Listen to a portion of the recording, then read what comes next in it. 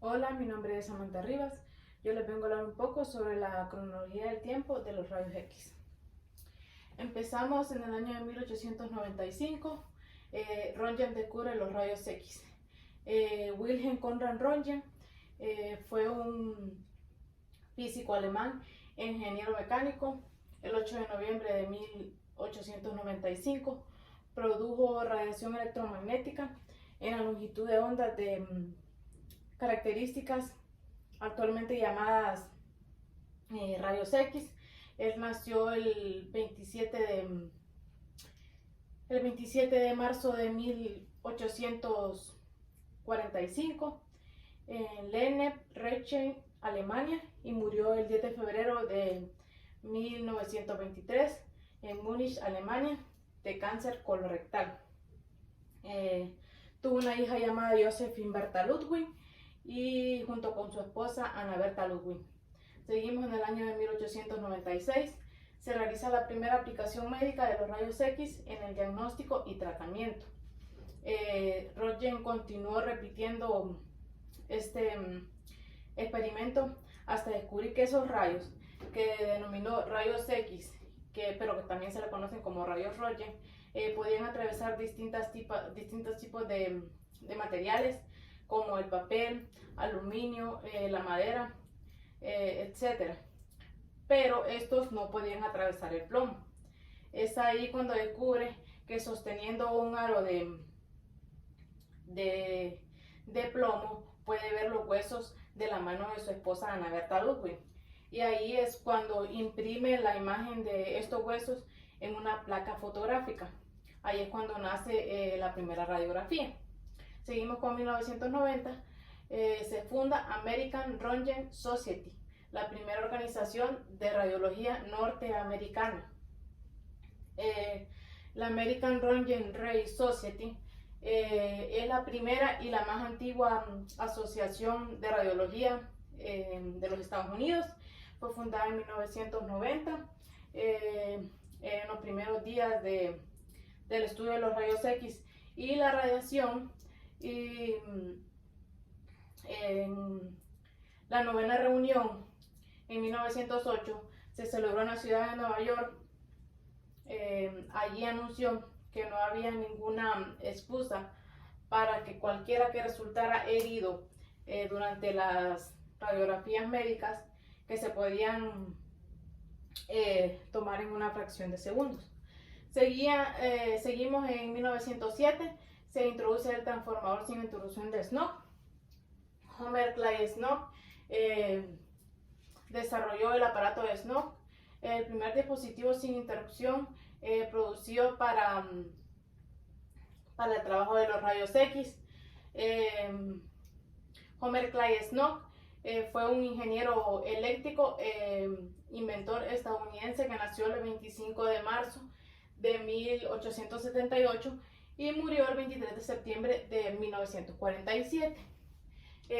Snow presentó una fuente de potencia de alto voltaje sustitutiva, un transformador sin interrupción para las máquinas estáticas y de espiral sin inducción usadas en aquel tiempo. Aunque el transformador de Snow era superior a otros aparatos, su capacidad excedía la capacidad del tubo de Crookes. Hasta desarrollarse el tubo de Coolidge, no se adaptó el uso del transformador de Snow en forma general. En 1913 se desarrolló el tubo de rayos X de filamento caliente de Coolidge. Tras numerosas aprobaciones, William D. Coolidge presentó su tubo de rayos X de cátodo caliente a la comunidad médica en el año 1913. Inmediatamente fue evidente su superioridad al tubo de Crookes.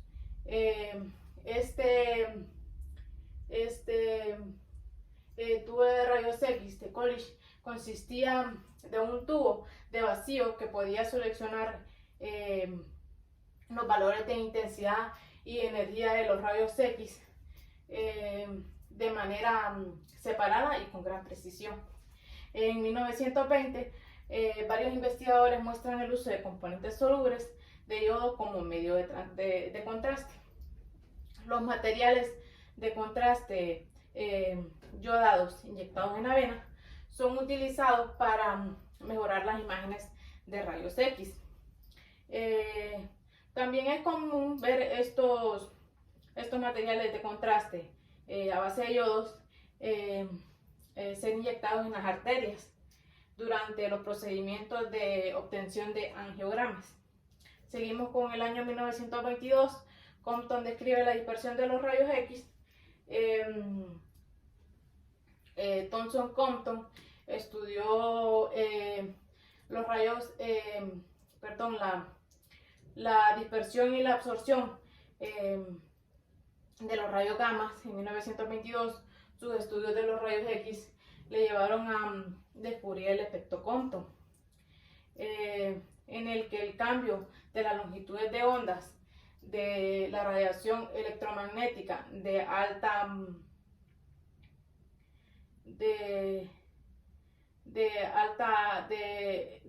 energía, el efecto Compton consistía en el aumento de las longitudes de ondas de un fotón cuando choca con un electrón libre y este pierde parte de su energía. En 1925 se organiza en Londres el primer Congreso Internacional de Radiología. La Sociedad Internacional con el uso de los rayos X en la medicina se inicia en el año de 1925 en Londres, Inglaterra. En uno de su serie de congresos internacionales que fueron organizados por organizaciones, valga la redundancia, de radiología nacionales. En 1930 los aparatos de tomografía son mostrados por numerosos investigadores correspondientes. El primer aparato de tomografía comercial fue introducido en el año 1973. Estos aparatos utilizaban una señal con un solo detector y con un mecanismo de traslación-rotación. La adquisición de una sola imagen duraba 4.5 minutos y es ahí cuando se empieza a utilizar solamente para visualizar partes no movibles del cuerpo como el cráneo. En 1932 se añade la tinta azul a la película de rayos X DuPont. La película de rayos X médica azul para la inyección de la tinta es una película convencional. Esta es utilizada para poder ver órganos internos, para poder ver órganos internos y cambios anormales de vísceras, huesos y otros órganos del cuerpo humano. Esta tinta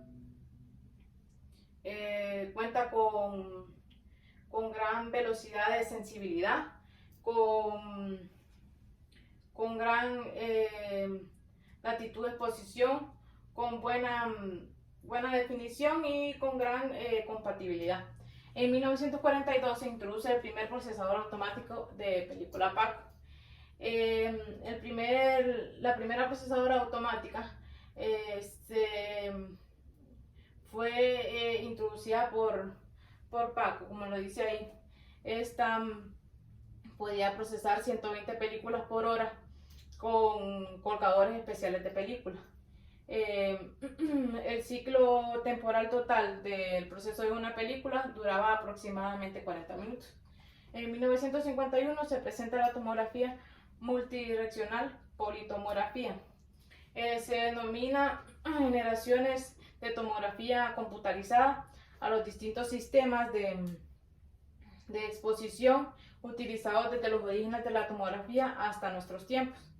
En la primera generación se utilizaba traslación-rotación, en la segunda generación traslación-rotación, en la tercera generación rotación-rotación, en la cuarta generación rotación estacionaria y en la quinta generación estacionario-estacionario.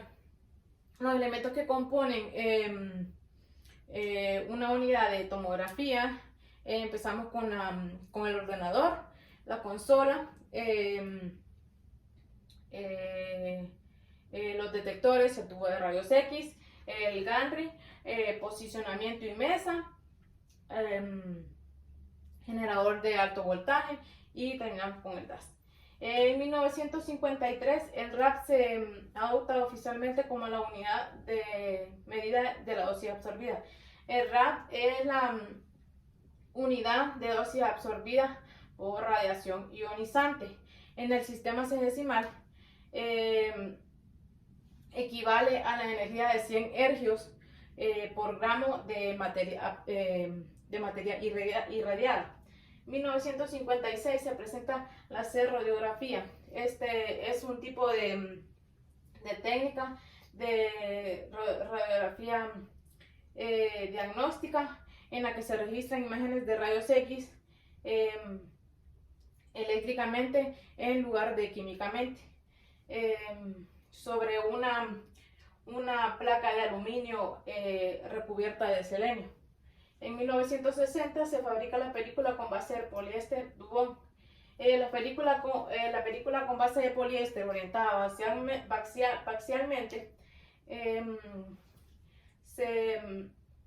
considerada por su enorme resistencia a las altas temperaturas.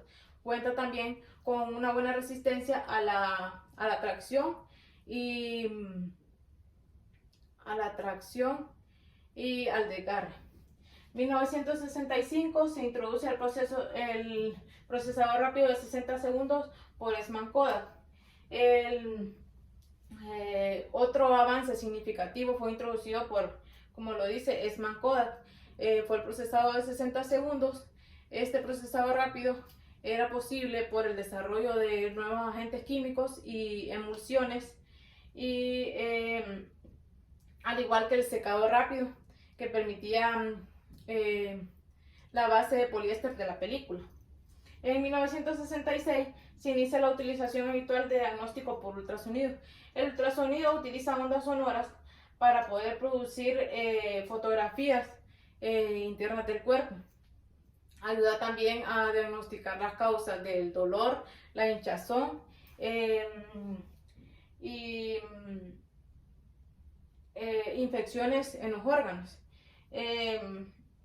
Otra característica también es que ayuda a examinar al niño antes de nacer, o sea, al feto, en las mujeres embarazadas.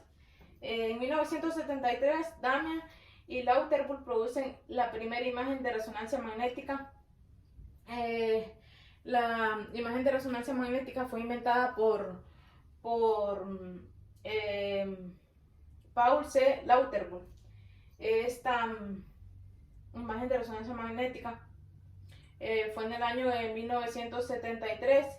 Él desarrolló un mecanismo para poder codificar la información espacial en una señal de resonancia magnética nuclear, utilizando un campo de gradientes magnéticos en septiembre de 1971, y publicó la teoría que lo sustenta en marzo de 1973. Seguimos con 1977. Mistretta presenta la fluoroscopía digital de sustracción.